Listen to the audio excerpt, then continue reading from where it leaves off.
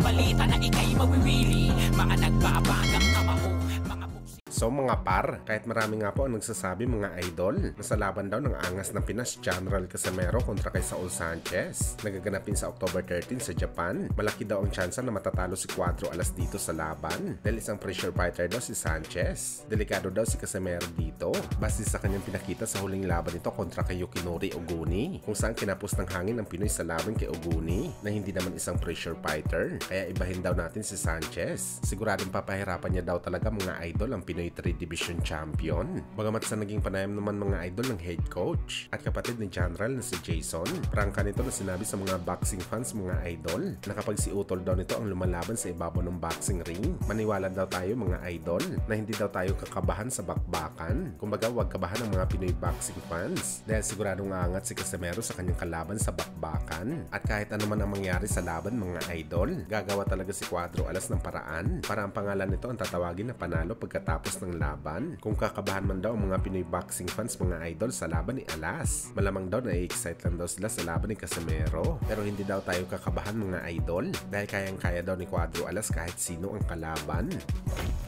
Samantala matapos nga po na-report ng Batikang Boxing Insider na si Mike Caffinger na posible daw makalaban ni Gervonta Tank Davis, ang WBA Junior Lightweight Champion Lamont Roach, sa kanyang paparating na laban sa December. Kaagad naman po mga idol pinagtawanan si Tank Davis ng mga boxing fans at mga boxing experts sa social media. At karamihan sa pinupukol sa kanya mga idol, mahilig daw si Tank Davis lumaban sa mga fighter na magkakaroon ng problema sa timbang, at si Lamont Roach nga mga idol ang posibleng sunod nito na biktima sa laban. Isang 130-pounder na boxer, pinipilit na umakyat sa lightweight at lumaban kay Tank Davis na di masamak na mas malaki at malakas. Bagamat sa hindi po nakakaalam mga idol, muntikan na rin po mauto ni Tank Davis ang kampo ni Jose Valenzuela, kung saan siya ang unang inoperan sa laban ni Tank Davis. Champion si Valenzuela sa 140 pounds, pero gusto ni Tank Davis bumaba sa El Rayo sa 135 para doon sila maglaban. Kung sila Montroch mga idol, gusto labanan ni Tank Davis dahil maliit ito. Kay Valenzuela naman gusto nila ito pigain sa timbang para magkaroon lamang si Tank Davis ng kalaban ng kampiyon sa December.